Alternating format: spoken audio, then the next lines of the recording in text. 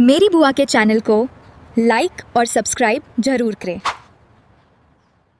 नमस्कार दोस्तों, आज मैं एक सोहर गीत गाने जा रही हूँ। आप लोग सुनिएगा, पसंद आएगा तो शेयर लाइक करिएगा और चैनल पर नए होंगे तो चैनल सब्सक्राइब कर लीजिए। आई गइल चैत महिनवा होरिलवा एक जनमेल हो। आई गइल चैत महिनवा होरिलवा एक जनमेल हो। राजा आई जैताय बतुही घरमा त देवता नवता न हो।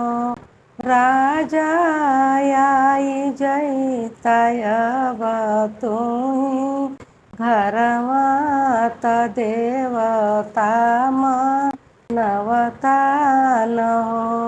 एतने बचन राजा सुने त धन से रज करे हो। एतने बचन राजा सुने त धन से रज कर हो। धन दादी हमारी देवता नहीं है त देवता खुश होई है न हो। धन दादी हमारी देवता नहीं है त देवता खुश होई है न हो। एतनी बचन धन सुने त राजा से रज कर हो। एतनी बचन धन सुने त राजा से रज कर हो। राजा दादी तुहारी होई गईनी बुढ़िया त देवता नाम नहीं है न हो। राजा दादी तुहारी होई गईनी बुढ़िया त देवता नाम नहीं है न हो। आई गइल चैत महिनवा होरिलवा एक जनमेल हो। आई गइल चैत महिनवा होरिलवा एक जनमेल हो। राजा चलिया बतुही घरमा त सोहर गावन हो। राजा चलिया बतुही घरमा त सोहर गावन हो। एतनी बचन राजा सुने त धन से रज कर हो। एतनी बचन धन सुने त राजा से रज कर हो। एतनी बचन धन सुने त राजा से रज कर हो। राजा अम्मा तुआरी ऐसन जोगिनिया त सोहर नागा वहीन हो। राजा अम्मा तुआरी ऐसन जोगिनिया त सोहर नागा वहीन हो।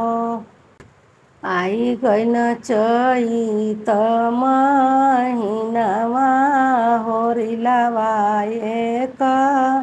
जनमे न हो। आई गई न चैतमा हिनवा होरिलवा एक जनमे न हो। राजा आई जैतय बतुही घरवा तक जराल गवता न हो। राजा आई जैतय बतुही घरवा तक जराल गवता न हो। एतनी बचन राजा सुने तधन से रज कर हो। एतनी बचन राजा सुने तधन से रज कर हो। धन बहिनी हमारी कजराल गई है तहोरी लाखे लई है न हो। धन बहिनी हमारी कजराल गई है तहोरी लाखे लई है न हो। एतनी बचन धन सुने त राजा से रज कर हो।